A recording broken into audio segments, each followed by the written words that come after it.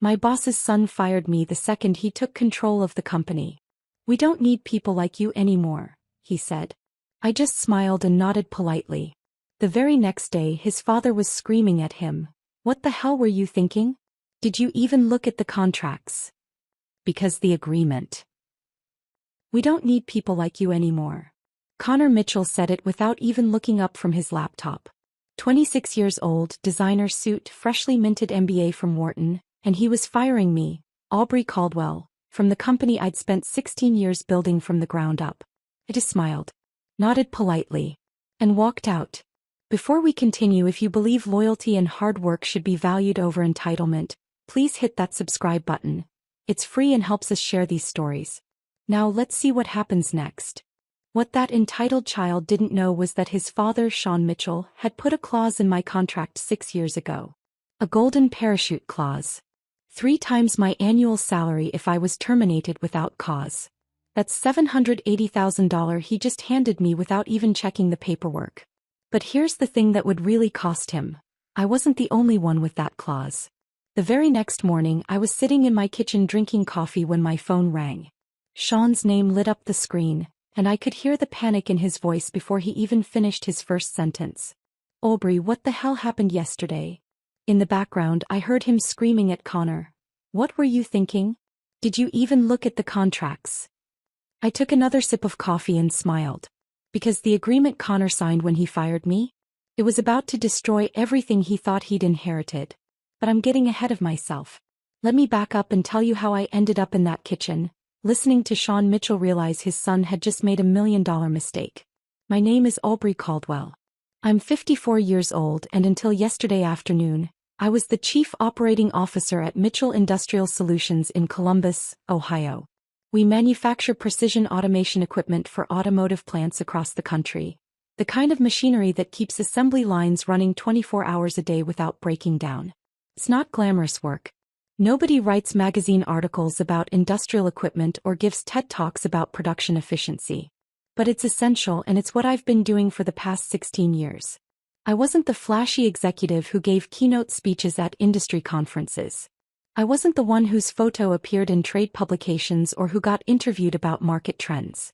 I was the person who made sure everything actually worked. The one suppliers called at midnight when they had questions about specifications. The one who knew every employee's name and remembered that Marcus's daughter was starting college this year, that Rachel's mother had Alzheimer's, that Denise was saving up for a down payment on a house.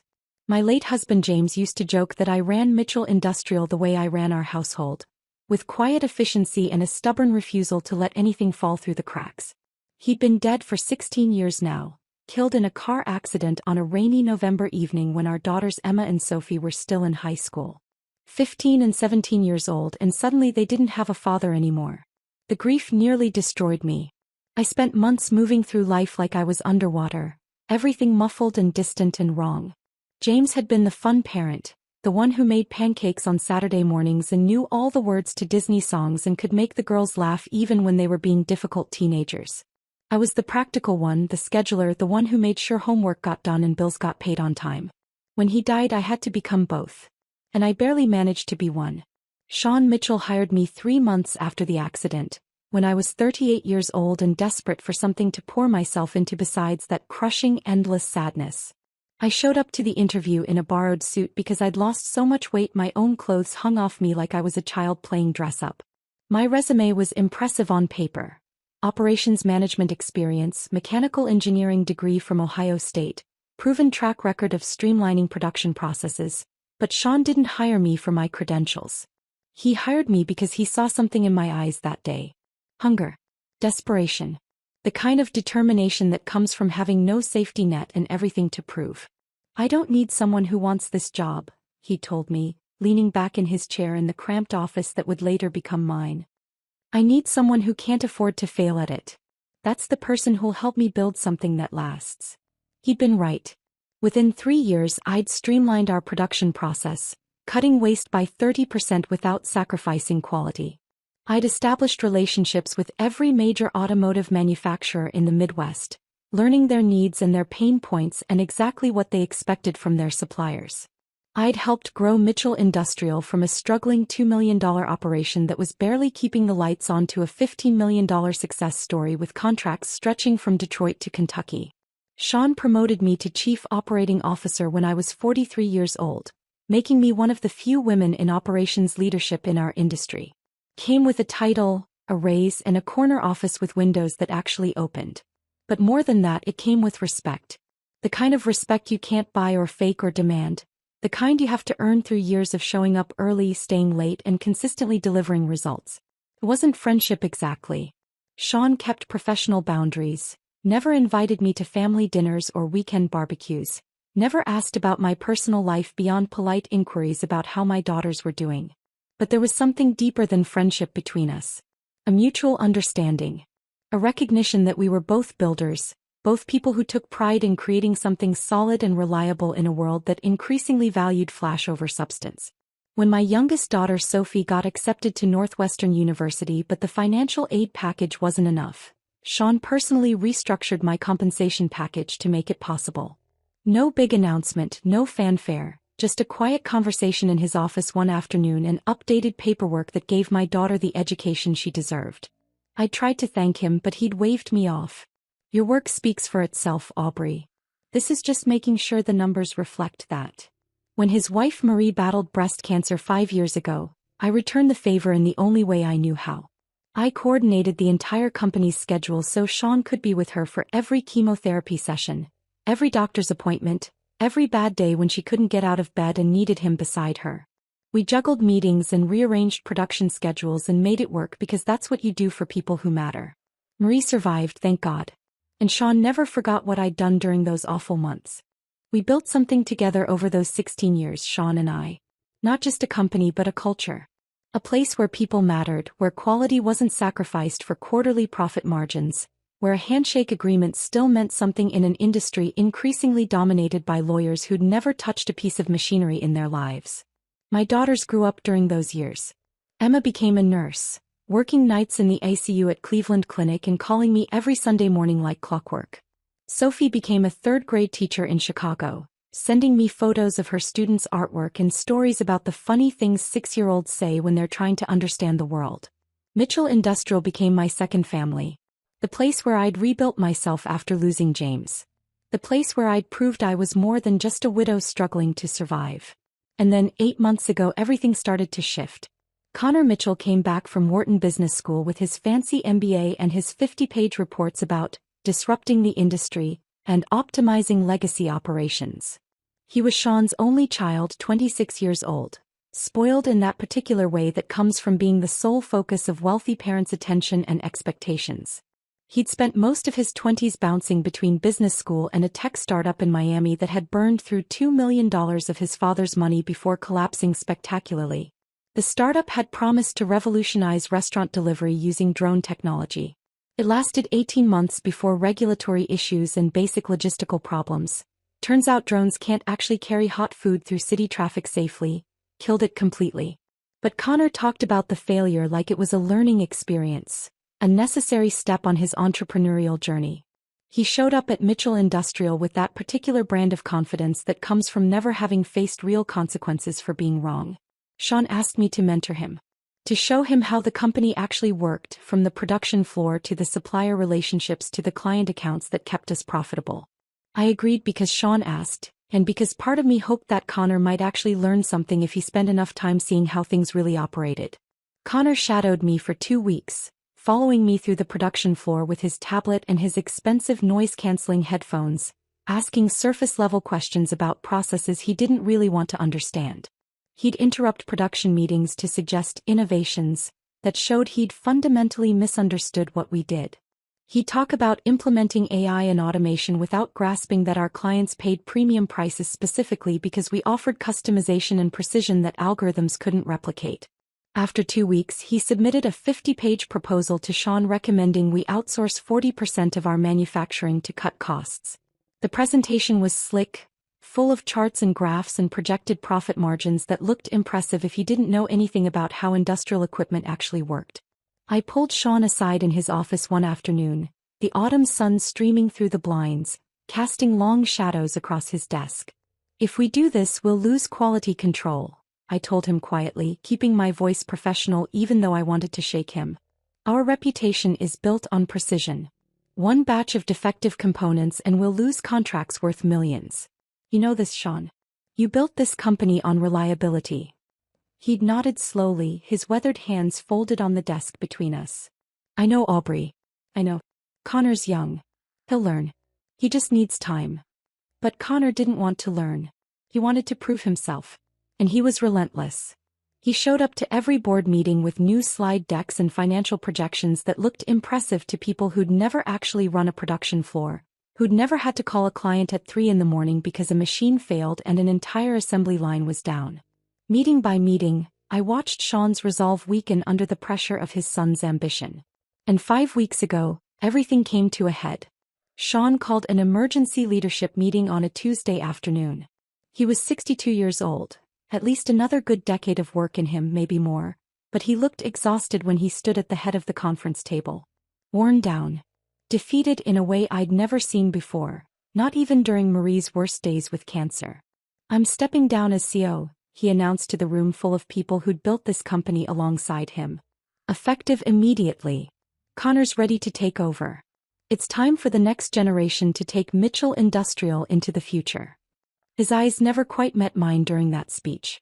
Connor stood beside his father, already dressed like he owned the place, wearing that confident smile that made my stomach turn. After the meeting ended and everyone filed out making awkward small talk and offering congratulations that didn't quite reach their eyes, I lingered near the door. Sean, I said quietly. He looked up from the papers he was pretending to organize, and for just a moment I saw something raw in his face. Regret maybe. Or just exhaustion so complete it had worn through every defense he'd built over 40 years of running a business. It's done, Aubrey, he said, his voice flat. He's my son. This company is his legacy.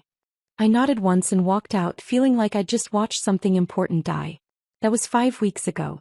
Yesterday, Connor called me into his office. The same office that used to be Sean's, though Connor had already redecorated with minimalist furniture and motivational posters about innovation, and fired me. And this morning I was sitting in my kitchen drinking coffee and listening to Sean Mitchell realize that his son had just made the most expensive mistake of his short career. Aubrey, Sean's voice was strained, desperate in a way I'd never heard before. Don't do anything yet. Please. Let me fix this. I set my coffee cup down on the kitchen table, watching the steam rise in the morning light. Through my window, I could see my neighbor Mrs. Chin watering her garden like it was any other Tuesday morning. Like the world hadn't shifted overnight. It's already done, Sean, I said quietly. Patricia Vance is handling it. The silence that followed was so complete I could hear him breathing on the other end. Then, barely above a whisper, the golden parachute clause. Yes. Oh God. His voice cracked. He didn't check, did he? Please tell me he at least looked at the contracts before. He didn't. Another long pause. I could almost see Sean in his home office, the one with family photos covering the walls, realizing exactly what his son had done. When he spoke again, his voice was hollow. How many of you had protected contracts? I took a slow breath. This was the part that would really hurt. 4 of us. Me, Rachel, Marcus, and Denise. All with the same clause you insisted on 6 years ago. 3 times annual salary for termination without cause. I heard him calculating in real time. My $780,000. Rachel's engineering director salary would be around $690,000. Marcus's $510,000. Denise's $600,000. Nearly $2.5 million in severance penalties that Connor had triggered in a single afternoon.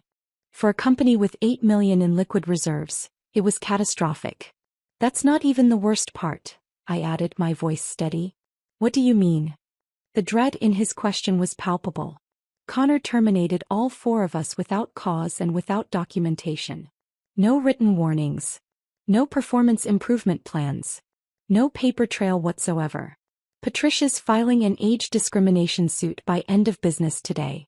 We have emails, meeting notes, and witness testimony showing systematic termination of employees over 45, all replaced by consultants under 30. The silence stretched so long I thought the call had dropped. Then I heard something slam, a fist on a desk maybe, and Sean's voice, distant but clear, "Connor, get back in here. Now." "I have to go," he said to me, his voice tight. "But Aubrey."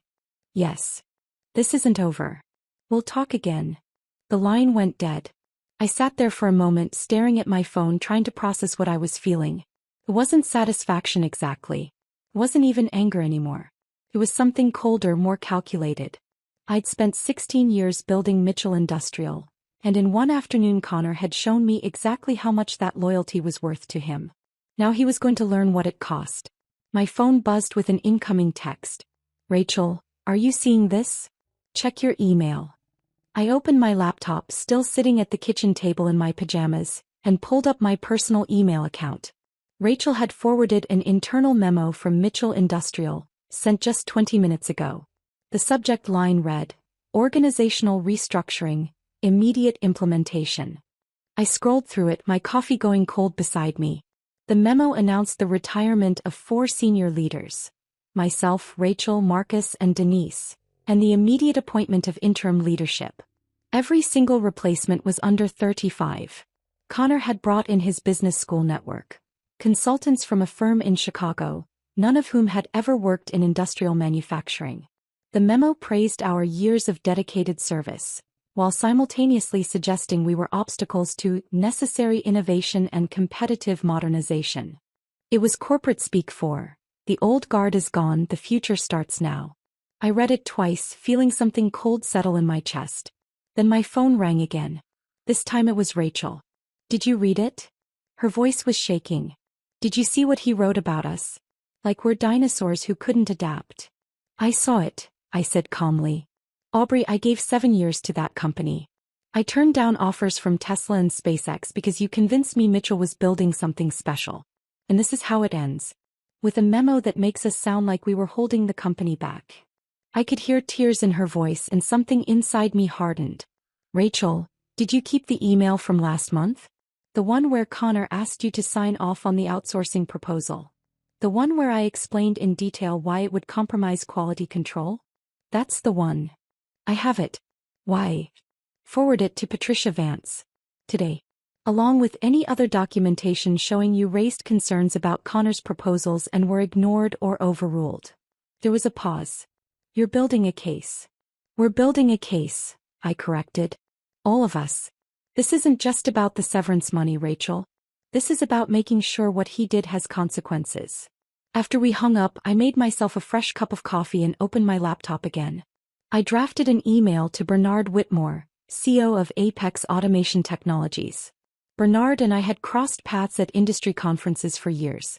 6 months ago he'd approached me with an offer: a significant salary increase and an equity stake if I'd consider leaving Mitchell Industrial. I'd declined out of loyalty to Sean. I'd kept Bernard's business card though. Filed it away in my desk drawer just in case. Now I pulled up his contact information and started typing. "Bernard, I hope this email finds you well. I'm writing to follow up on our conversation from the spring. My circumstances have changed and I'd be interested in discussing the opportunity you mentioned. Would you have time for a call this week? Best regards, Aubrey." I hit send before I could second-guess myself. Then I called Marcus.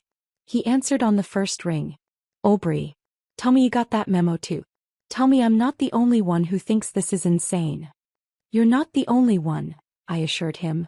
"How are you holding up?" "Honestly, I'm furious. I've been with Mitchell for 12 years. Started on the production floor, worked my way up to supervisor. I hired most of the team we have now. And Connor fires me via email at 8 in the morning, then sends out a company-wide memo 2 hours later making it sound like I was the problem." "I know," I said quietly. "But Marcus, I need you to focus. Do you have documentation? Performance reviews, emails showing your work quality, anything that proves you were doing your job well?" "I have everything. I keep copies of all my quarterly reviews." "Why?" "Because we're going to need it. Patricia Vance is building a case, and the more documentation we have showing we were terminated without cause, the stronger our position." "You think we can actually win this?" I thought about Connor sitting in that office yesterday, barely looking at me as he fired me. Thought about the arrogance in his voice, the assumption that he could just sweep away 16 years of my work like it meant nothing. I think we already have, I said. By late afternoon I'd spoken with Denise as well. She'd been the most emotional of all of us, crying through most of our phone call. Mitchell Industrial wasn't just a job for her. It was where she'd rebuilt her life after a difficult divorce 5 years ago. The quality control lab was her kingdom, and Connor had given it to a 29-year-old consultant who'd never worked in manufacturing quality assurance. What am I supposed to do now? She asked, her voice breaking. I'm 51 years old, Aubrey. Who's going to hire me? Someone who values experience, I told her firmly. And Denise, this isn't over. We're going to fight this. All of us together. That evening I sat down with Patricia Vance via video call. She'd spent the day reviewing all 4 of our employment contracts, along with the documentation we'd sent over. This is even better than I thought, she said, adjusting her glasses as she looked at her screen. Connor Mitchell didn't just violate your contracts. He created a textbook case of age discrimination. 4 employees, all over 45, all terminated on the same day without cause, all replaced by consultants under 35. The pattern is undeniable. What happens next? I asked. I file formal severance claims for all 4 of you by end of week. The company has 30 days to respond. Given the contract language, they'll have to pay. It's not negotiable. These golden parachute clauses are airtight. But beyond that, I'm filing a discrimination complaint with the EOC. That investigation will take longer, but it puts additional pressure on Mitchell Industrial. And if they fight it? Patricia smiled. Then we take them to court where discovery will be very interesting. Every email, every meeting note, every decision Connor made in his 5 weeks as CEO becomes part of the public record. Companies usually settle rather than face that kind of exposure. After the call ended, I sat in my quiet living room as darkness fell outside. My phone buzzed with a text from Sophie. Mom, Emma told me what happened. Are you okay? Do you need me to come home? I smiled, typing back. I'm okay, sweetheart. Really. This is just a change, not a catastrophe. Focus on your students. I'll call you this weekend. But sitting there in the darkness, I realized something had shifted inside me. Yesterday, when Connor fired me, I'd felt shock and betrayal. Today I felt something different. Clarity.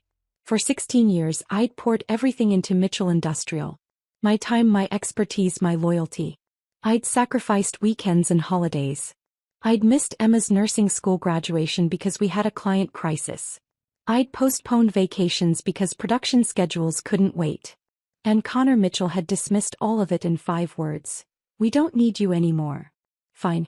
He'd learned soon enough exactly what he'd lost. My phone lit up with an email notification. Bernard Whitmore had responded. Aubrey, great to hear from you. I'm available tomorrow at 2 p.m. for a call. Looking forward to catching up. Bernard. I closed my laptop and went to bed, but sleep didn't come easily. I kept thinking about the production floor at Mitchell Industrial, about the equipment I'd maintained and the systems I'd built and the people I'd trained. I thought about Crawford Automotive's contract renewal coming up in 6 weeks, and how Connor's consultants had no idea how to handle that relationship. I thought about all the institutional knowledge that had walked out the door yesterday, and how long it would take Connor to realize what he'd lost. Somewhere across town, in the house he'd grown up in, Connor Mitchell was probably celebrating his first day as CEO. Probably convinced he'd made the tough decisions necessary to modernize the company. He had no idea what was coming. The next morning I woke at 5:30 out of pure habit. My body didn't care that I no longer had a job to go to. 16 years of early production meetings and client calls had programmed my internal clock, and it refused to adjust just because Connor Mitchell had decided I was obsolete. I made coffee in the pre-dawn darkness, standing at my kitchen counter and watching through the window as the sky gradually shifted from black to deep blue to that pale gray that comes just before sunrise. The neighborhood was silent except for a dog barking somewhere down the street. My phone sat on the counter beside me, screen dark. I'd turned off notifications last night after the flood of texts from former colleagues. Some offering sympathy, others asking what really happened, a few quietly inquiring if I knew of any job openings elsewhere. Word traveled fast in our industry. At exactly 7 o'clock my phone lit up. Sean Mitchell. I stared at his name on the screen through 1 ring. 2. 3. My finger hovered over the answer button, and for a moment I considered letting it go to voicemail. Let him sit with the uncertainty the way I'd sat with it yesterday, packing my office into a cardboard box while younger employees pretended not to watch. But on the fourth ring I answered. Aubrey. His voice hit me immediately, ragged, desperate, nothing like the composed businessman I'd worked alongside for 16 years. What happened yesterday? I just found out this morning. Connor didn't tell me he was. He stopped, seeming to choke on whatever words came next. I took a slow sip of coffee, letting the silence stretch between us. Through the window, I could see Mrs. Chin from next door in her bathrobe, bending down to pick up her newspaper. You should ask your son, I said finally, keeping my voice even. I did. There was a heavy pause.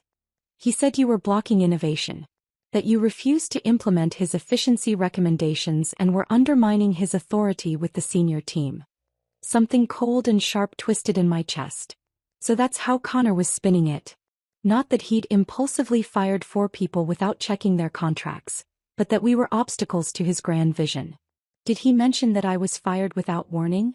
I asked, still maintaining that carefully neutral tone. Without documentation? Without cause? Silence. Did he mention that he eliminated the entire senior leadership team in a single day? Ray, Marcus, Denise. Everyone who built this company with you, Sean. Gone by lunchtime. The silence that followed was so complete I could hear Sean's breathing on the other end, ragged and uneven like he'd just finished running a mile. Jesus Christ. His voice cracked. All of them? He fired all of you. All of us, I confirmed. Then I heard it, something slamming in the background. A fist hitting a desk maybe, or a hand slapping against a wall. Sean's voice came through, distant but clear, shouting, Connor. Get in here. Now. There was rustling, movement, maybe a door opening. Then Sean was back on the line, his breathing harsh. Aubrey, listen to me. Don't do anything yet. Please. Just give me 24 hours to fix this. I can reverse the terminations, put everyone back in their positions, make this right. It's already done, Sean. I set my coffee cup down on the counter with a soft click. Patricia Vance is handling it. His exhale was long and shaky, and I could picture him closing his eyes, pinching the bridge of his nose the way he did when dealing with particularly bad news from a supplier or client. The golden parachute clause, he said quietly. Oh God, Aubrey, please tell me he at least checked the contracts first. Please tell me he didn't just. He didn't. Another pause, this one filled with the sound of Sean's realization settling in. When he spoke again, his voice was barely above a whisper. How many of you had protected contracts? I watched a bird land on my back fence, small and brown and utterly unconcerned with the conversation that was about to change everything. 4 of us. Me, Rachel, Marcus, and Denise. All with the same clause you insisted on 6 years ago when Apex tried to poach me. 3 times annual salary for termination without cause. I could almost hear him calculating. My $780,000. Rachel's $690,000. Marcus's $510,000. Denise's $600,000. The numbers adding up in his head, each one another nail in the coffin of his son's brief tenure as CEO. The silence stretched so long I genuinely thought he might have hung up. That's nearly $2.6 million, he finally said, his voice hollow. Yes. For a company with $8 million in liquid reserves, it wasn't just expensive. It was catastrophic. But I wasn't finished. That's not even the worst part, Sean. What do you mean? The dread in his voice was palpable, like he was bracing for another blow. I picked up my coffee cup again, wrapping both hands around it even though it was a warm October morning and I didn't need the heat. Old habits. Connor terminated all 4 of us without cause and without documentation. No written warnings. No performance improvement plans. No email trail showing we were underperforming or refusing to follow directives. Nothing. Just walked us out the door. I paused, letting that sink in. Patricia's filing an age discrimination suit this afternoon. We have emails showing Connor specifically targeted employees over 45. We have meeting notes where he referred to the senior team as legacy deadweight. We have witness testimony from at least 6 current employees who heard him say we needed fresh blood and younger perspectives. The silence on the other end was deafening. I could picture Sean in his home office, the room he'd retreated to after stepping down as CEO, the the space filled with photos of Marie and Connor at various ages, industry awards collecting dust on shelves, the desk where he'd built a company from nothing over 4 decades. All of it potentially destroyed because his son couldn't be bothered to read a contract before signing termination papers. When Sean finally spoke, his voice was cold in a way I'd never heard before. Not angry. Not desperate. Just cold and flat and done. "I'll call you back." The line went dead. I stood there in my kitchen, phone in hand, watching the sky continue to brighten outside my window. Part of me felt vindicated. Part of me just felt tired. Then I did something I'd been thinking about since yesterday afternoon, when I'd sat in my car with that cardboard box of personal items and realized my entire professional identity had just been packed into a container small enough to fit in a trunk. I scrolled through my contacts and found a name I'd saved 6 months ago but never called. Bernard Whitmore. CEO of Apex Automation Technologies. Mitchell Industrial's biggest competitor. He answered on the second ring, his voice warm and unsurprised. "Aubrey Caldwell.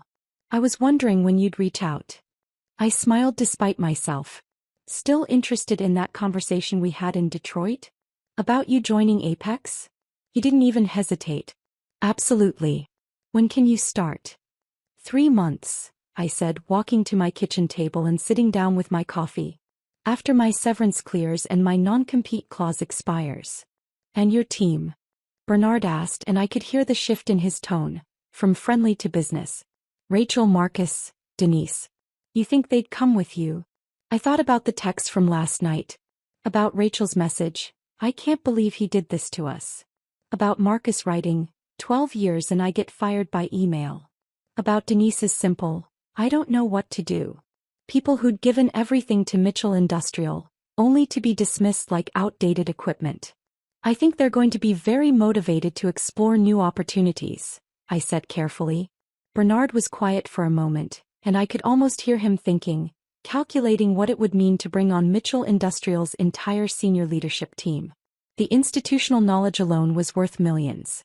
The client relationships, supplier connections, production expertise. It was everything a competitor would want. "Send me your resume," he said finally. "And if they're interested. We'll set up formal interviews, but between you and me, Aubrey, I've been trying to hire you for 6 months. This is just the excuse I needed."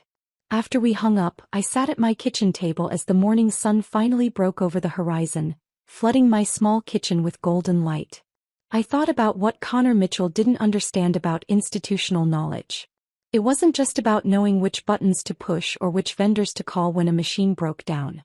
It was about relationships built over years. Trust that couldn't be replicated in a PowerPoint presentation. The unwritten agreements that kept business flowing smoothly even when contracts didn't cover every contingency. It was knowing that Crawford Automotive's purchasing director, Michael Brennan, preferred phone calls to emails because he liked to hear your voice when discussing technical specifications. It was remembering that our main supplier in Detroit had a son with special needs and would always prioritize orders if you called him directly instead of going through the automated system. It was understanding that the machine on production line 3 made a specific clicking sound exactly 48 hours before it needed maintenance. And if you caught it then, you avoided a breakdown that could cost tens of thousands in lost production time. Connor thought he could replace all of that with an MBA from Wharton and confident swagger. He was about to learn exactly how wrong he was. My phone buzzed with a text from Rachel. "Just got off the phone with Patricia. She says our case is solid. Did you really call Apex?" I typed back, "Yes. Sending you Bernard's contact info now. Call him." 3 dots appeared immediately, showing she was typing. Then, "Are we really doing this?" I looked around my kitchen. The same kitchen where I'd raised 2 daughters alone, where I'd celebrated promotions and cried over setbacks, where I'd rebuilt my life after James died. "Yes," I typed back. "We're really doing this." 2 weeks passed in a strange kind of limbo. I went through the motions of unemployment. Updated my resume, organized my home office, finally cleaned out the garage I'd been meaning to tackle for 3 years. But mostly I waited. Waited for Patricia to file the paperwork. Waited for my severance check to clear. Waited for the 3-month non-compete clock to start ticking down. And I watched. Denise had maintained friendships with several people still working at Mitchell Industrial. The kind of relationships that survive corporate upheaval because they're built on genuine connection rather than professional convenience. Sarah from accounting. Tim from the production floor. Jennifer, who'd been Denise's assistant in the quality control lab for 5 years. They started sending her information. Not because she asked for it, but because they were scared and confused and needed someone to tell them what was happening to their company. On a Wednesday afternoon, I was meeting with Patricia in her downtown office when my phone buzzed. Denise's name appeared with a text. "You need to see this."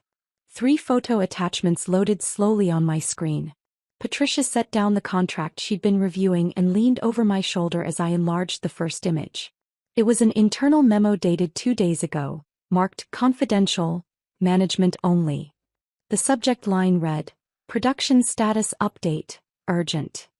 I read through it twice, my coffee going cold on Patricia's desk beside me. Crawford Automotive's latest order, precision hydraulic components for their new assembly line in Kentucky, was 3 weeks behind schedule. 3 weeks. The memo blamed transition challenges and legacy system inefficiencies, which was corporate speak for, "Nobody here knows what they're doing anymore." The second photo was worse. A quality control report showing that a shipment to Detroit had failed inspection. Defective components. An entire batch that had to be recalled and replaced, costing Mitchell Industrial not just money but reputation. In our industry, quality control failures were death sentences. Automotive plants couldn't afford downtime because a supplier shipped faulty parts. The third photo made my stomach tighten. It was an email chain between Connor and 2 of his consultant friends, discussing how to handle Crawford Automotive's contract renewal. The purchasing director, Michael Brennan, had apparently requested a meeting to discuss concerns about recent quality issues and delivery delays. Connor's response, visible in the email thread: "Set up the meeting. We'll smooth this over with better pricing. Everyone responds to discounts." I looked up at Patricia, who was reading over my shoulder with her reading glasses perched on her nose. "He has no idea," I said quietly. "No idea about what?" "Crawford doesn't care about pricing. They pay premium rates because they need guaranteed quality and delivery. Michael Brennan will walk away from a relationship over reliability concerns, even if Connor offers him components at cost." Patricia sat back in her chair, fingers steepled under her chin. "This is excellent for our case. It shows immediate operational damage directly resulting from the terminations. The company's already struggling without the institutional knowledge you four provided." He paused, studying my face. "How does that make you feel?" It was the kind of question a therapist might ask, and I appreciated that Patricia understood this was about more than just legal strategy. "Honestly," I set my phone down on her desk, "I don't know yet." That evening I met Rachel, Marcus, and Denise at Rossi's, a quiet Italian restaurant on the edge of town. The kind of place with checkered tablecloths and candles and wine bottles, where the lighting was dim enough that conversations stayed private. Rachel arrived first and I barely recognized her. She'd lost weight, her face drawn in a way that made her look older than her 47 years. Dark circles shadowed her eyes, and her hands trembled slightly as she picked up the menu. "How are you?" I asked, though the answer was obvious. "I'm going crazy," she said bluntly. "Sitting at home sending out resumes that go nowhere because I'm overqualified, or because companies see MIT on my resume and assume I'm too expensive. I need to work, Aubrey. I need to feel like I matter again." Marcus arrived 10 minutes later, still wearing work boots caked with dried mud. He slid into the booth with a heavy sigh. "Where have you been?" Denise asked, arriving last with a bottle of red wine she'd apparently brought from home. "Helping my brother-in-law with his landscaping business," Marcus said, accepting the wine glass Denise poured for him. "Digging ditches and laying sod. At 53 years old. My wife keeps asking when I'm going to find a real job again, and I don't know what to tell her." The server came by to take our orders and we made small talk until he left. Then the conversation turned serious. "I can't do this anymore," Rachel said, her voice low but intense. "Watch from the sidelines while Connor destroys everything we built. I need to work. I need to matter." I looked at each of them, people I'd worked alongside for years, people I'd hired and promoted and trusted. People who'd given everything to Mitchell Industrial and been discarded like they were nothing. I took a breath and made the decision I'd been wrestling with for 2 weeks. "I've accepted a position with Apex Automation," I said quietly. "Chief Operating Officer. Equity stake. Full authority to build my own team." The silence that followed was electric. Denise's wine glass stopped halfway to her lips. Rachel leaned forward, eyes suddenly sharp and focused. Marcus's expression shifted from exhausted resignation to something that looked almost like hope. Bernard Whitmore called me last week, I continued, keeping my voice low even though the nearest occupied table was 20 feet away. He knows what happened at Mitchell. He knows Connor's driving the company into the ground. And he's made offers for all of us, if you're interested. What kind of offers? Marcus asked immediately. Competitive salaries. Benefits. For you, Marcus, production management with a team of 20. Rachel, you'd head the engineering division with full R&D budget. Denise, you'd establish quality control protocols from the ground up. I paused, watching their faces carefully. But there's a catch. We all have 3-month non-compete clauses. We can't start until those expire. Bernard's willing to wait, but we'd need to commit now. Rachel spoke first, her voice steady for the first time since she'd arrived. What about the non-compete terms? Can we legally do this? Patricia reviewed all our contracts, I assured her. As long as we're not actively poaching Mitchell's current clients or stealing proprietary information, we're clear. We can work for a competitor. We can bring our expertise and relationships. We just can't deliberately sabotage Mitchell or breach confidentiality agreements. Marcus leaned back and a slow smile spread across his weathered face. So in 3 months, we walk into Apex and start competing directly with Mitchell Industrial. That's the idea, I confirmed. Denise raised her wine glass, her hand no longer shaking. To new beginnings. We clinked glasses in that dim restaurant booth and I felt something shift deep in my chest. Not quite revenge. That word felt too sharp, too deliberately destructive. But justice maybe. Or simply the satisfaction of knowing that the people who'd been thrown away were about to prove their value in a way Connor Mitchell would never forget. The conversation turned practical after that. Timeline discussions. Salary negotiations. Questions about Apex's company culture and Bernard's management style. Rachel wanted to know about R&D budgets. Marcus asked about production capacity and equipment quality. Denise inquired about quality control standards and testing protocols. We ordered food we barely touched and drank wine that went down easier than it should have. For the first time in 2 weeks, I saw hope returning to their faces. Purpose. Direction. But later that night, lying in bed in the darkness of my quiet house, I couldn't silence the small voice in my head asking uncomfortable questions. Was I doing the right thing? Or was I letting anger and hurt cloud my judgment? Thought about Sean, not Connor but Sean. The man who'd given me a chance when I was drowning in grief. Who'd helped me afford Sophie's college education. Who'd trusted me to help build something meaningful. Was I betraying him by joining his biggest competitor? Or had he betrayed me first by handing control to Connor without protecting the people who'd made his success possible? I picked up my phone from my nightstand, the screen's glow harsh in the darkness. I scrolled through old photos stored in my cloud. Pictures from company events spanning 16 years. A Christmas party from 2015, Sean and Marie smiling beside a decorated tree, me in the background talking to clients. The day we'd landed the Crawford contract. The whole team celebrating in the conference room with cheap champagne and genuine joy. Sean's retirement party 5 weeks ago, where he'd given a speech thanking everyone for their dedication, his hand on Connor's shoulder as he introduced the future of Mitchell Industrial. In one photo, Connor stood beside his father, 26 years old and beaming with confidence. So sure of himself. So certain that inheriting a company meant he'd earned the right to run it. I wondered if he'd ever really fought for anything. If he'd ever faced consequences that couldn't be fixed with his father's money or connections. My phone buzzed, startling me in the darkness. A text from Sophie. Mom just wanted to check in. Emma said you seemed stressed on the phone yesterday. Are you really okay? I stared at the message for a long moment, my daughter's concern reaching across the miles from Chicago to my quiet bedroom in Columbus. I typed back, I'm figuring it out, sweetheart. Don't worry about me. Focus on your students.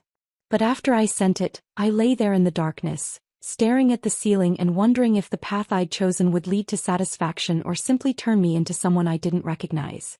Someone who'd spent 16 years building something only to spend the next year tearing it down. The questions didn't go away. They followed me through the next week like shadows, present even when I tried to focus on other things.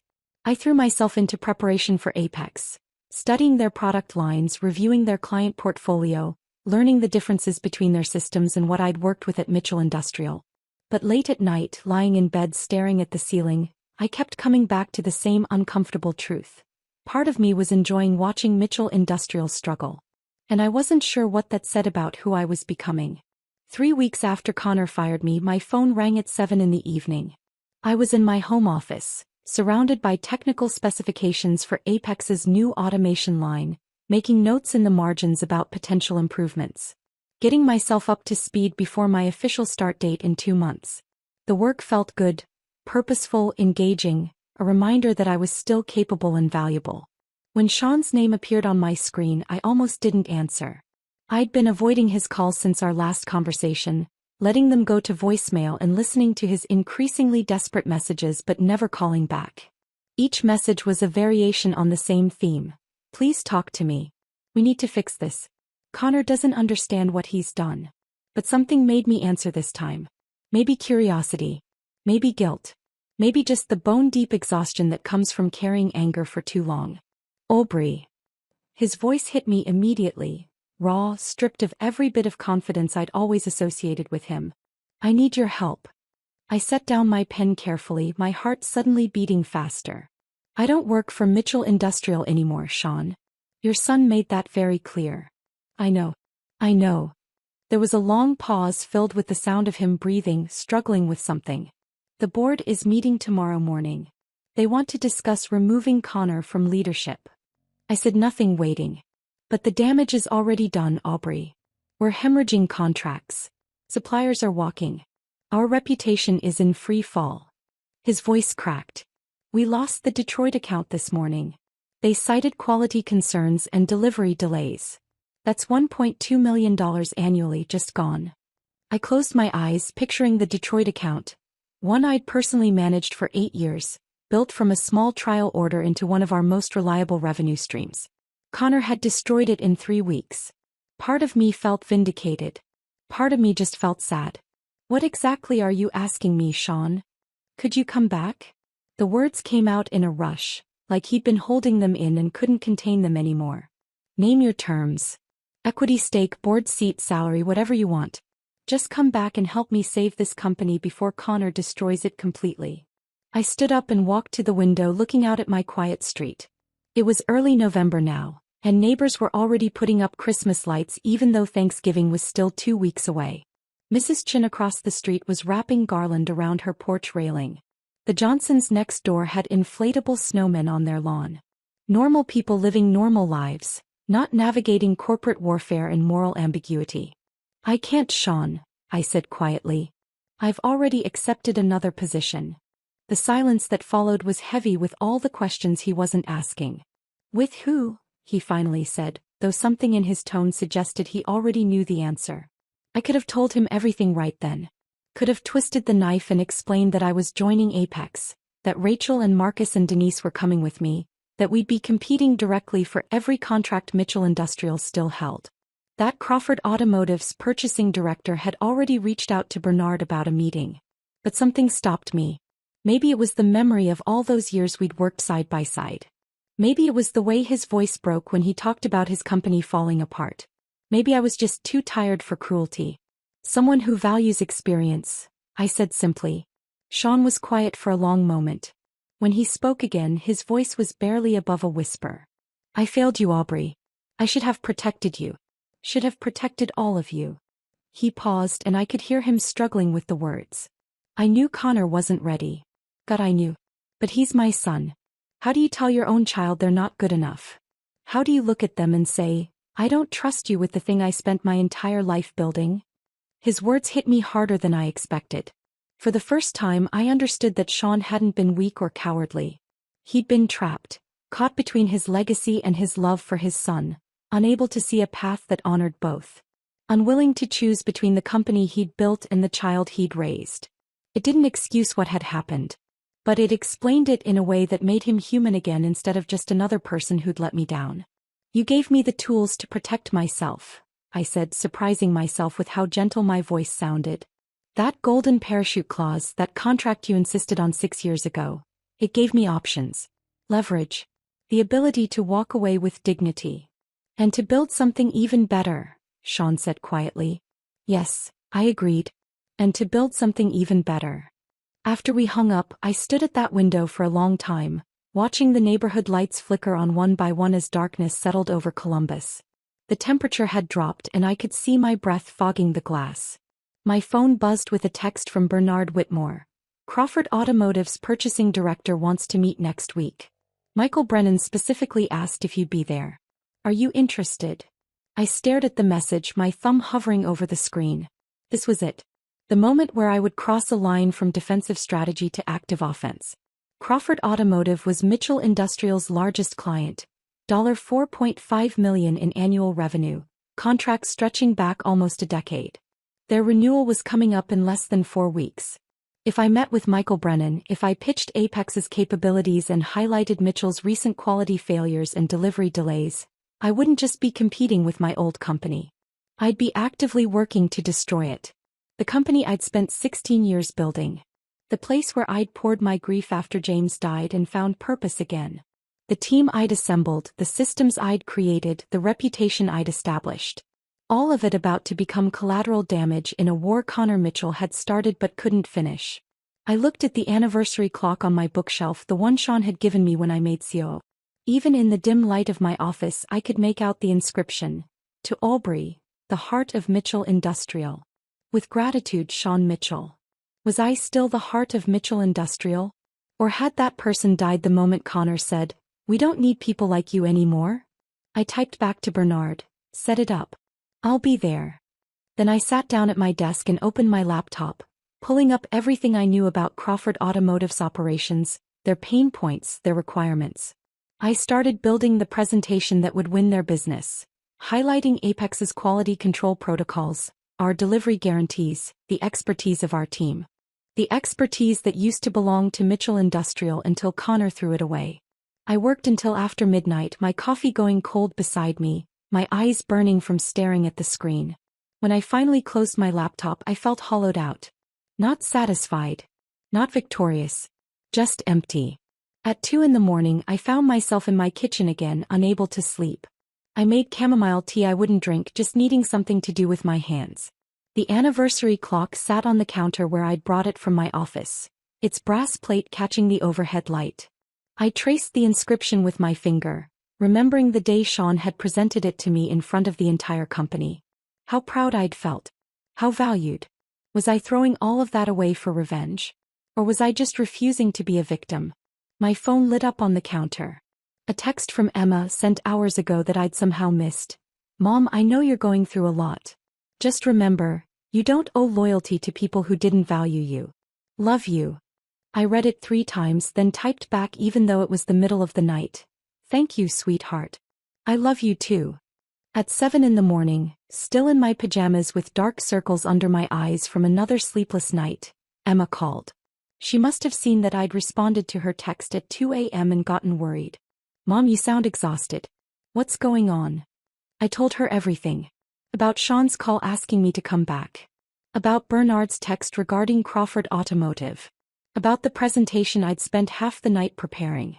About how I wasn't sure anymore if I was doing the right thing or just becoming someone I didn't recognize. When I finished, Emma was quiet for a long moment. "Do you want my honest opinion?" she finally asked. "Always." "You're not being vindictive, Mom. You're being smart."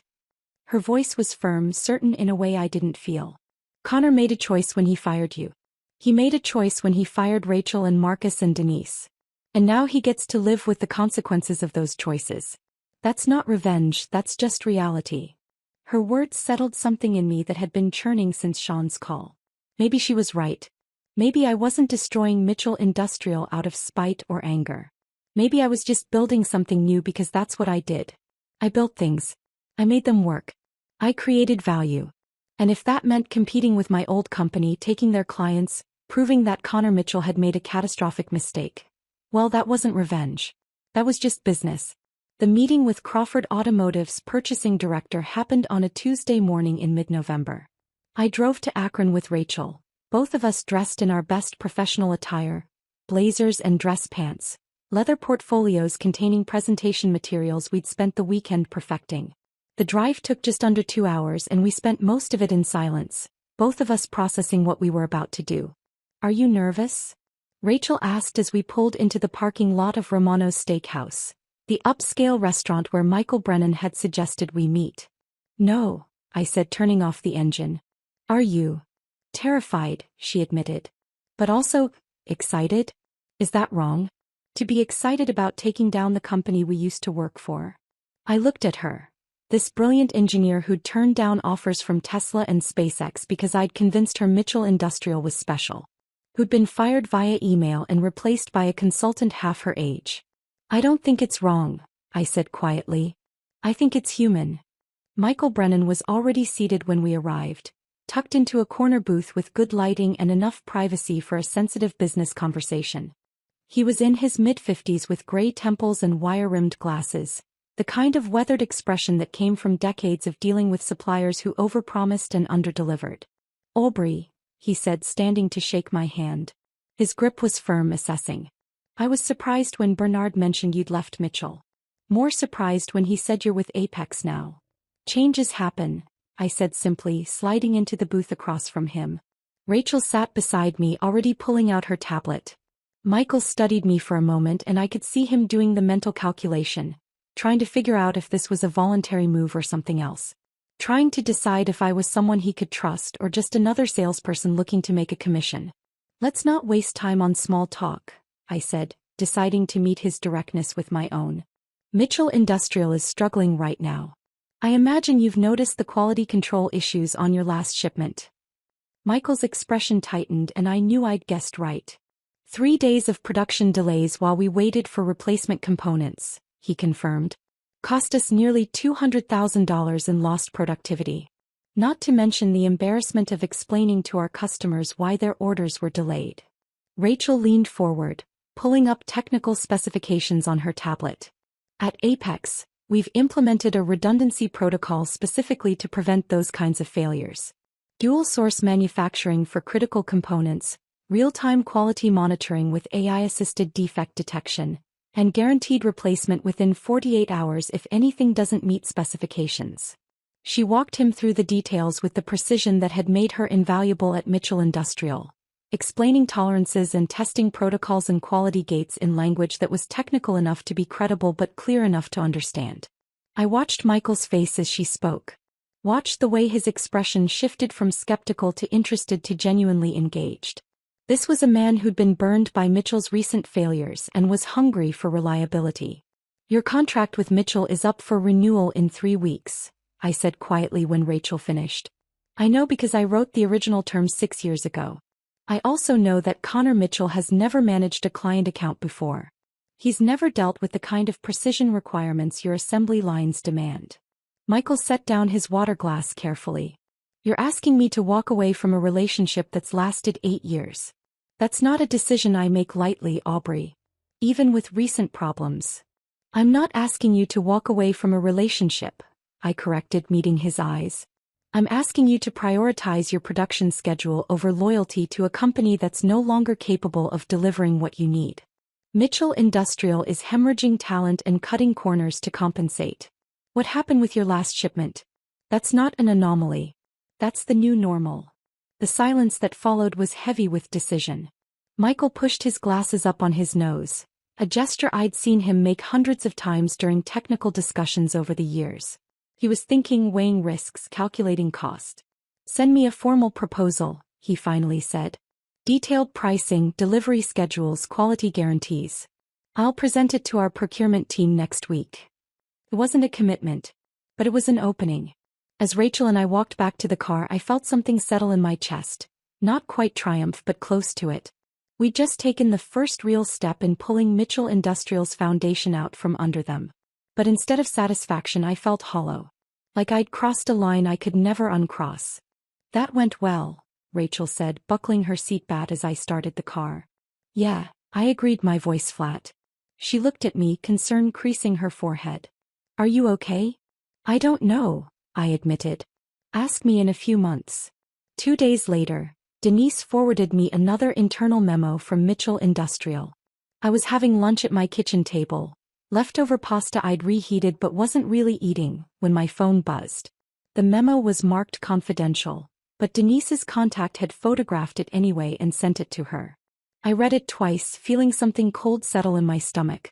The memo detailed emergency cost-cutting measures.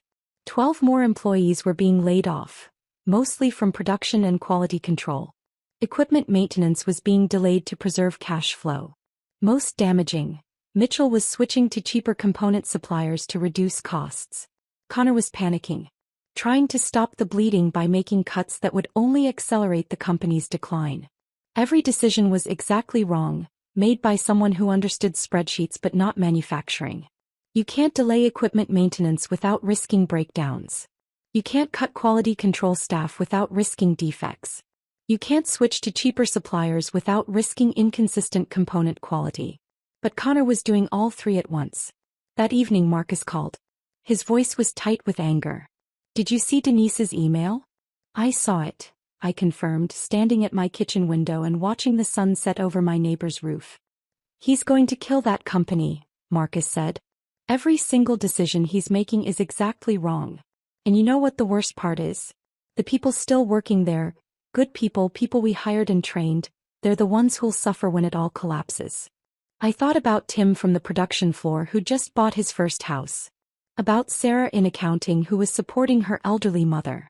About Jennifer, Denise's former assistant, who'd confided in me once that this job had saved her life after her divorce. "We can't save everyone," I said quietly. "I know." Marcus sighed heavily. "But it doesn't make it easier to watch. Once our non-competes expire, we can offer positions to the best people," I said. "It's not much, but it's something." It was a rationalization and we both knew it. We were offering lifeboats while simultaneously drilling holes in the ship. But Marcus accepted it with another heavy sigh, and we ended the call without saying what we were both thinking, that there was blood on our hands too. 3 weeks after my meeting with Michael Brennan, the announcement came through. I was in Bernard's office at Apex headquarters, reviewing production schedules for a different client, when his assistant knocked on the door. "Crawford Automotive just called," she said, her eyes bright with excitement. "They're declining to renew with Mitchell Industrial. They want to move their entire account to us." The room went silent. Bernard looked at me and I looked back, and for a moment neither of us said anything. Then he stood up and hugged me, a brief, professional embrace that still felt surreal. "This is huge, Aubrey," he said, stepping back with his hands on my shoulders. "Crawford's a $4.5 million annual account. You just paid for your entire salary for the next 3 years. We need to make sure we can actually deliver," I said, but my voice sounded distant to my own ears. "We will. With you and Rachel and the team we're building, we'll deliver better than Mitchell ever did." The rest of the afternoon passed in a blur of logistics discussions and capacity planning. By the time I drove home it was after 7 and full dark outside. I sat in my quiet kitchen with a glass of wine I'd poured but didn't really want, staring at nothing. We'd done it. We'd taken Mitchell Industrial's largest client. Their most important relationship. The contract that represented nearly a third of their annual revenue. I should have felt victorious. Vindicated. Satisfied. Instead I just felt hollow. My phone rang. Sean's name on the screen. I stared at it through 1 ring. 2, 3, 4. Let it go to voicemail. 10 minutes later it rang again. This time I answered. "I know about Crawford," Sean said. His voice was flat, empty of everything except exhaustion. No greeting. No preamble. Just those 4 words. "Sean.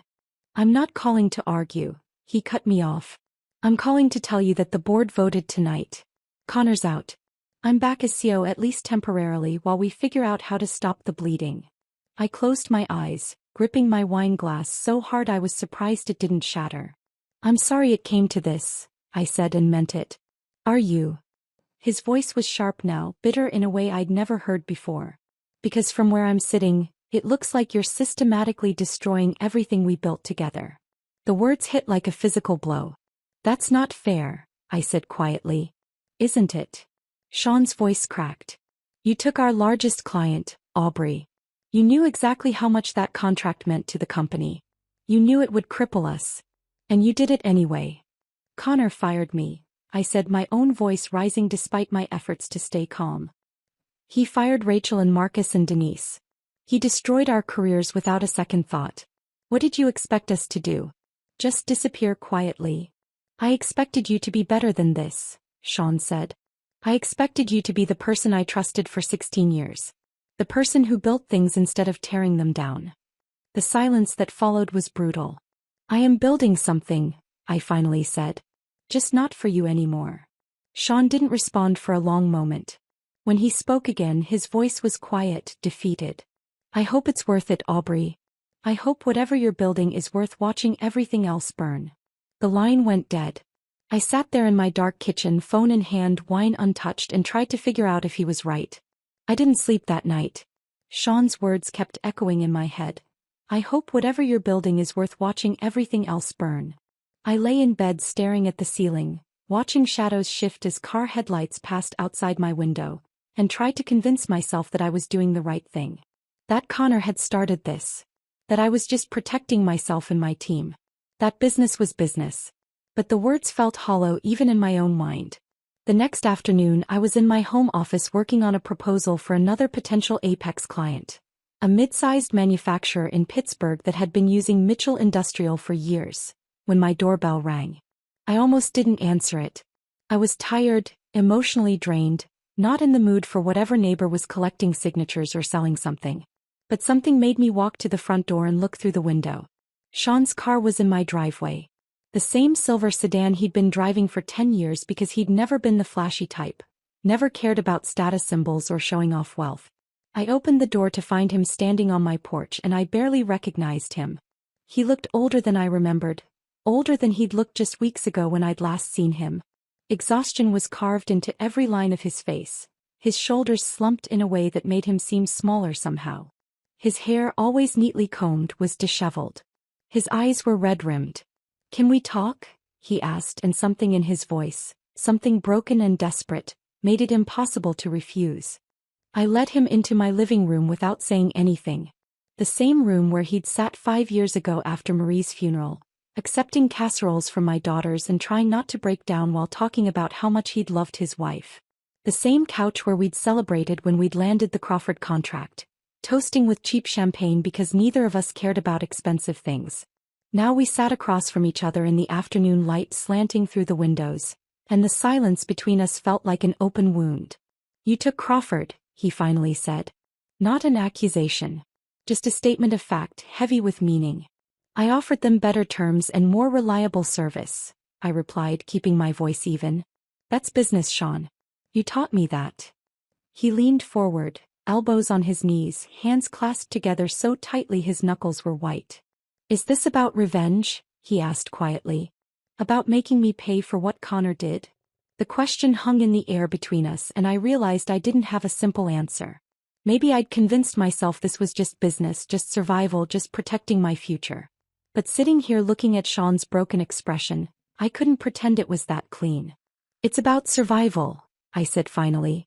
"Connor destroyed my career, my reputation, my sense of security and value. He did the same thing to Rachel, Marcus, Denise, people who gave everything to Mitchell Industrial. What did you expect us to do? Just disappear quietly and pretend 16 years didn't matter?" Sean's jaw tightened and I saw anger flash across his face. "I expected you to give me a chance to fix it," he said, his voice rising. "I called you the morning after. I asked you to come back. I offered you everything, equity, board seat, whatever you wanted. But you'd already made your decision, hadn't you? You'd already decided to gut my company from the inside out." The anger in his voice sparked something in me that I'd been holding back for weeks. Something hot and raw that I'd been trying to keep buried under professionalism and strategic thinking. "Your company?" I stood up, my voice rising despite every intention to stay calm. "I spent 16 years building Mitchell Industrial. I was there at midnight when shipments needed to go out. I was there on weekends fixing problems that Connor wouldn't even understand existed. I hired half the people working there. I established the relationships that kept business flowing. I created the systems that made everything work." My hands were shaking now, all the anger and hurt I'd been suppressing finally breaking through. "And your son dismissed me like I was nothing. Like 16 years of loyalty and expertise meant nothing because I was over 50 and didn't fit his vision of innovation. Like I was outdated equipment to be replaced with a newer model. Sean stood too, his face flushed red. You think I don't know what Connor did wrong? His voice cracked. You think I don't regret handing him control? You think I don't lie awake every night wishing I'd done things differently? He ran his hands through his hair, making it stand up even more wildly. He's my son, Aubrey. My only child. I wanted to believe he was ready because the alternative was admitting I'd failed him as a father. That I'd raised someone who didn't understand the value of the people who built everything he inherited. The rawness in his voice stopped me cold. We stood there in my living room, two people who'd built something meaningful together over 16 years, now facing each other across a divide that felt unbridgeable. So what now? I asked, my voice quieter. You came here to ask me to stop? To let Mitchell Industrial recover so Connor can learn from his mistakes. Sean's shoulders sagged, all the anger draining out of him as quickly as it had appeared. I came here to ask you why, he said, sinking back onto the couch like his legs couldn't hold him anymore. Why you're doing this? If it's about money, I can match Apex's offer. Double it even. If it's about respect, I'll make you a partner. Give you everything you should have had from the beginning. Just tell me what it takes to stop you from destroying what we built. I looked at this man who'd given me a chance when I was desperate and drowning in grief. Who'd helped me afford Sophie's college education. Who'd supported me through the hardest years of my life. Who'd been as close to a mentor and friend as anyone I'd had in my professional life. And I felt something crack inside me, not my resolve but something deeper. Something that hurt in a way that had nothing to do with anger or revenge. You can't fix this, Sean, I said, my voice barely above a whisper. Because it's not about money or titles or partnership agreements. I sat back down, suddenly exhausted. It's about the fact that when your son fired me, when he fired all of us, you didn't stop him. You knew about the golden parachute clauses. You wrote them yourself specifically to protect against this exact situation. But you handed Connor control anyway without protecting the people who made your success possible. Sean opened his mouth to respond, but I kept going. You chose him over us. Over everything we built together. And now you're asking me to sacrifice my future, my team's future, to save his legacy? To let Mitchell Industrial recover so he can learn lessons that should have been taught years ago. Sean's face crumpled, and for a moment I thought he might actually break down completely. What do you want me to say, Aubrey? His voice was broken, defeated. That I should have chosen you over my own son? That I should have told him, no, you're not ready, you'll never be ready? I wanted you to choose integrity, I said. I wanted you to tell Connor the truth, that he wasn't ready, that he needed to earn leadership instead of inheriting it, that firing experienced people wasn't innovation, it was arrogance and stupidity. I stood up again, pacing to the window. But you didn't. You let him make decisions that destroyed careers and damaged a company you spent 40 years building. You let him throw away institutional knowledge like it was garbage.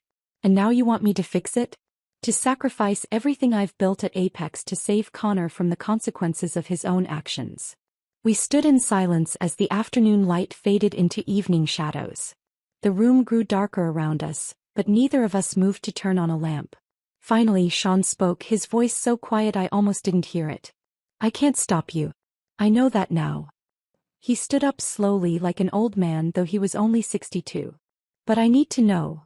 When Mitchell Industrial finally collapses, when all those people lose their jobs because the company couldn't recover, will you be able to live with yourself? The question hit me like a physical blow because I'd been asking myself the same thing every night since I'd joined Apex. Every time I closed my eyes, I saw faces. Tim from the production floor. Sarah from accounting. Jennifer, who'd worked in Denise's quality control lab. Good people whose only mistake was working for a company with terrible leadership. I don't know, I admitted, my voice raw with honesty. But I know I can't sacrifice my future to protect Connor from the consequences of his own actions. That's not revenge, Sean.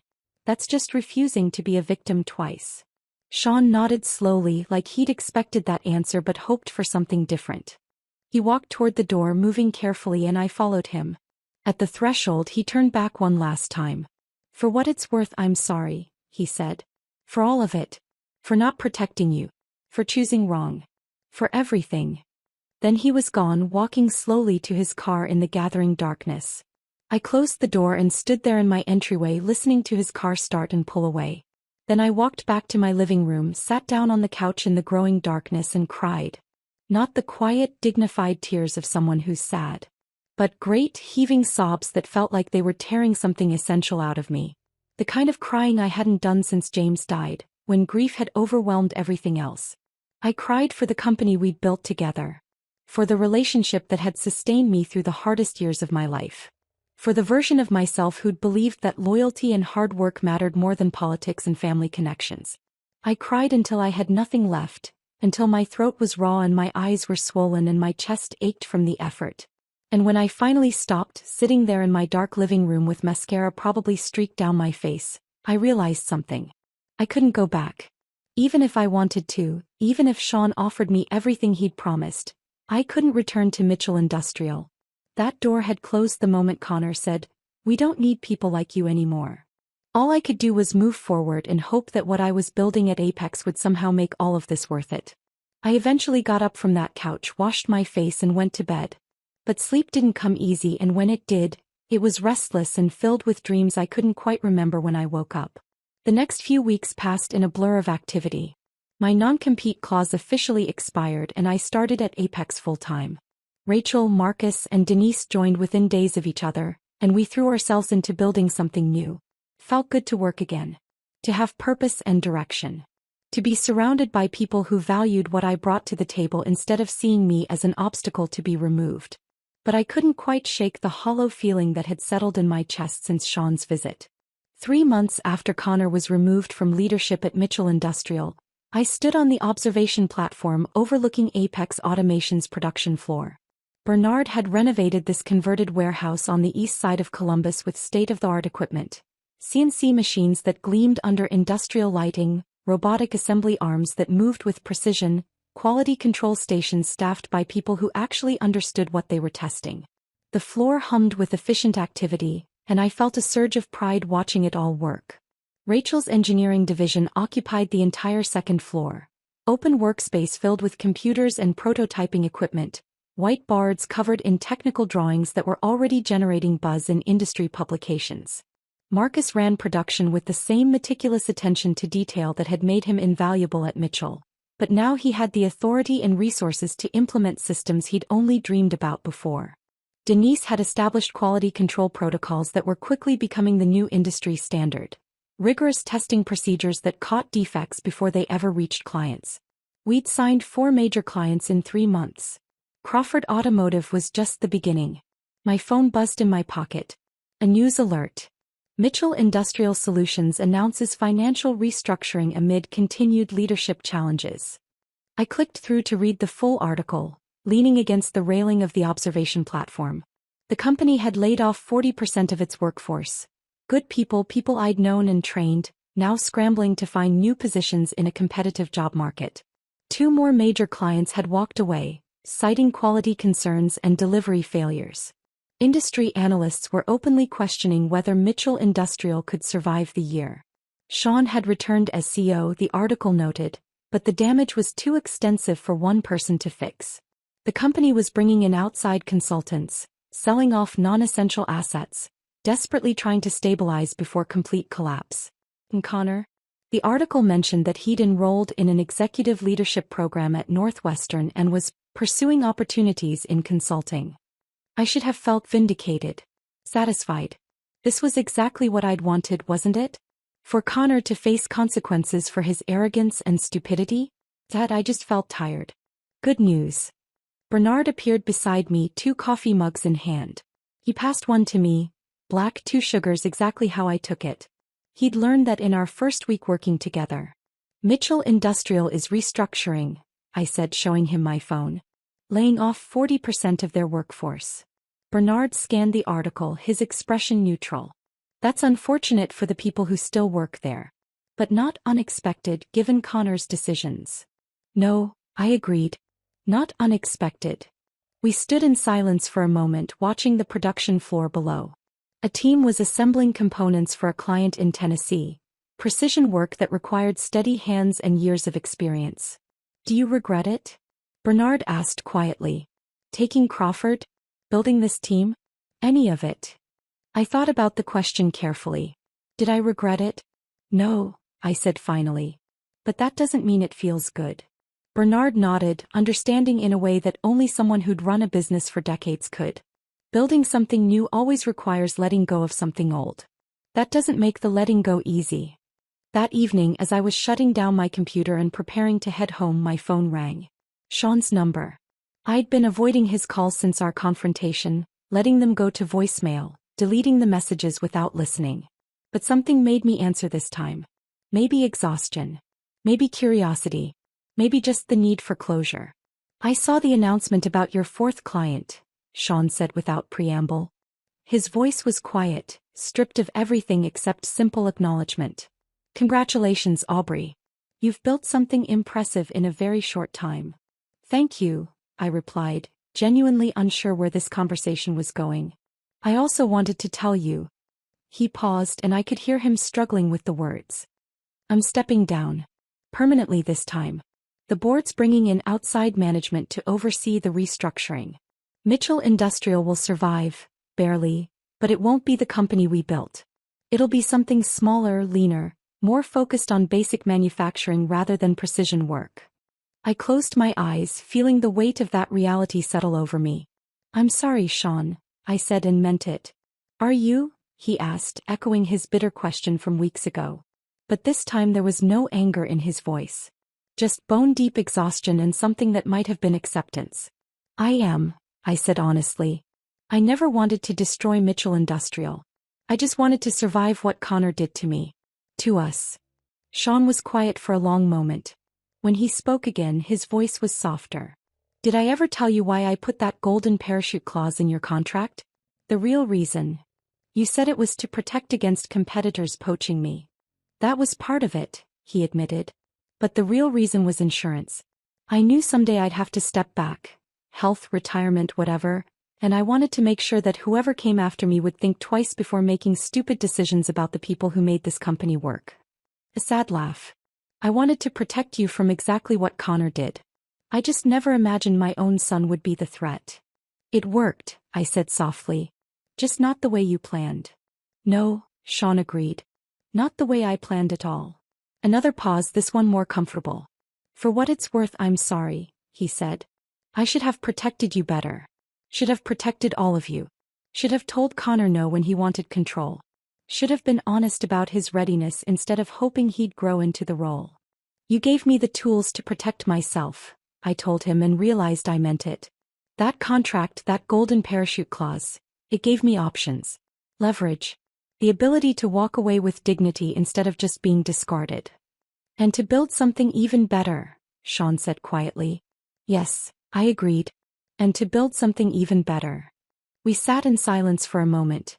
Two people who'd built something meaningful together and watched it nearly collapse, now standing on opposite sides of an industry rivalry that would probably last for years. Take care of yourself, Aubrey. You too, Sean. After I hung up, I stood at my office window for a long time, looking out over Columbus as the sun set and city lights began to flicker on one by one. Then I walked out to the observation platform one more time. The production floor was winding down for the day, second shift coming in, first shift heading home. I watched Marcus doing a final walkthrough, checking equipment, talking to team leads about tomorrow's schedule. Denise was in her lab, finishing up testing on components that would ship out first thing in the morning. Rachel's team was still upstairs, probably working late on a design problem they couldn't quite solve. Bernard appeared beside me again, this time without coffee. Just standing there, hands in his pockets, watching the same scene. You okay? He asked. I thought about the question, really thought about it this time. Was I okay? I'd lost a company I'd spent 16 years building. I'd ended a professional relationship that had defined the most important years of my career. I'd contributed to the downfall of an institution that employed hundreds of families. But I'd also survived. I protected my team. I'd proved that experience and expertise had value, even in an industry increasingly obsessed with youth and innovation. I'd built something new from the ashes of betrayal. I'm getting there, I said finally. 6 months later, I was sitting in my home office on a Saturday morning, updating my LinkedIn profile with Apex's latest client win, when a notification appeared. Connor Mitchell had sent me a connection request. I stared at it for a long moment, my finger hovering over the mouse. Part of me wanted to ignore it, to let him sit with the awkwardness of having reached out to someone he'd so casually dismissed. Part of me wanted to reject it outright, a final middle finger to the person who'd started all of this. But curiosity won out. I accepted the request. 2 minutes later, a message appeared in my inbox. Ms. Caldwell, I know I have no right to contact you, but I wanted to apologize for how I treated you and your team. I was arrogant and short-sighted, and I damaged careers and lives because I was too proud to listen to people who knew better than I did. My father was right about everything, especially about the value of experience. I've spent the past 6 months in executive coaching and therapy, and one of my assignments is to reach out to people I wronged and take genuine accountability. I don't expect forgiveness. I just wanted you to know that I understand now what I didn't then. You weren't blocking innovation. You were trying to save me from my own stupidity. I'm sorry.